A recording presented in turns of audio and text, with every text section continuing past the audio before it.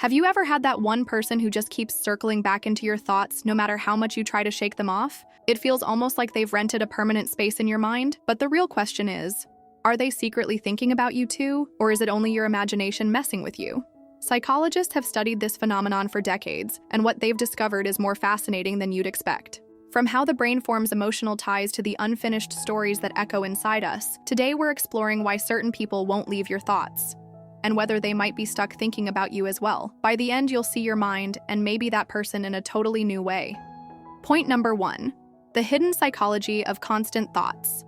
When someone lingers in your mind, it's not random, it's how your brain works.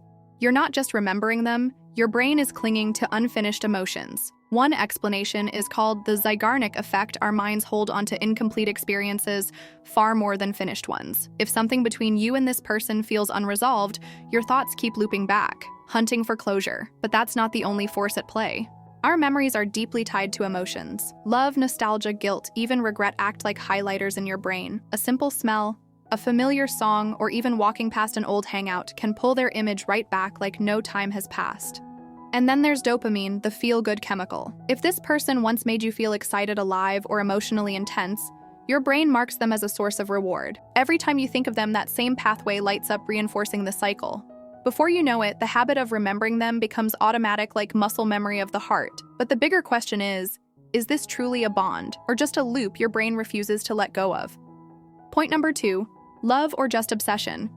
Here's where things get tricky. Are you genuinely in love, or are you just caught in obsession? At first glance, they can feel the same, but psychology separates the two clearly. Love grows from real connection, mutual respect, shared experiences, and emotional security. If you can't stop thinking about them because of heartfelt conversations, deep trust, or moments of real closeness, that's love at work. Obsession, on the other hand, feels urgent, heavy, and restless. It's the urge to refresh their profile again and again, replay every conversation in your head, or overanalyze every little detail. Instead of feeling peaceful, you feel anxious and unsettled. And here's the catch, your brain doesn't always tell the difference. The same reward circuits that light up during addiction are triggered during obsession.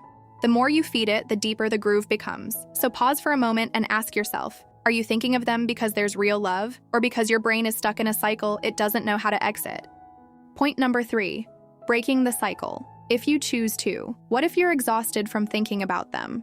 What if the constant replay is draining your energy, distracting you from your goals, or stopping you from moving forward? The good news, you can take control. The first step, don't fight the thoughts, just observe them. Each time their face shows up in your mind, acknowledge it. There they are again, and gently shift your focus. Fighting creates resistance. Noticing allows release. The second step, redirect your energy. Your mind craves stimulation, and if you don't feed it something new, it defaults back to the old loop. Start a project. Learn something new. Surround yourself with people who make you feel alive. Give your brain a new reward to chase. And here's a challenge, step back and see what happens. Stop initiating. Stop overreacting. When you mentally unplug, does this person even notice your absence? Do they reach out? Sometimes you realize the connection was only alive because you kept fueling it. The truth is, your mind is incredibly powerful. If you've given someone too much room inside your head, you can reclaim it. And when you do, you might discover it was never about them. It was always about the part of you they awakened. Point number 4, are they thinking of you?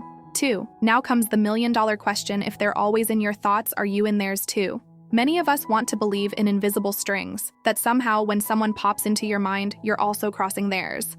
Some call this an energetic connection, a pull that can't be explained. People often share stories, I thought of her and suddenly she texted me. Is that pure coincidence or something deeper? Science, though, offers a different angle. Our brains are wired to search for patterns.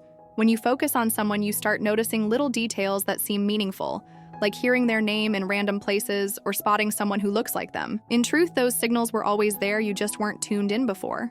And then there's what I call the mirror effect. If you're constantly liking their posts, replying to their stories, or keeping your digital presence around them, you're quietly nudging their awareness. They might begin to think about you simply because you've made yourself a part of their daily environment. So do they think of you? Maybe yes, maybe no. But here's the truth. Your thoughts have power. The more attention you feed them, the more they shape your reality, whether or not the other person is even aware. Point number 5, the final twist. The real truth about mutual thoughts. Now here's the twist. Just because you can't stop thinking of someone doesn't mean they're lost in thoughts of you. Most of the time it's one-sided. Your brain clings to emotions longer than you realize, holding on to echoes of conversations, unfinished stories, and the way they once made you feel. Sometimes the person themselves isn't what you're attached to, it's the feeling they triggered. Maybe they made you feel alive, filled a gap, or reminded you of something you were missing. The person is just a stand-in for the emotion your soul is chasing. But in rare cases, yes, two people can share a genuine, inexplicable pull, a bond that doesn't need logic, words, or proof. You think of them, and somehow they're thinking of you too. So which one is your story? Is it a trick of the brain? Or is it something real that defies explanation? The answer doesn't rest in their mind, it begins and ends in yours. If this video resonated with you, give it a like, drop your thoughts in the comments, and make sure you subscribe for more deep dives into the psychology of love, emotions, and the hidden patterns of the mind.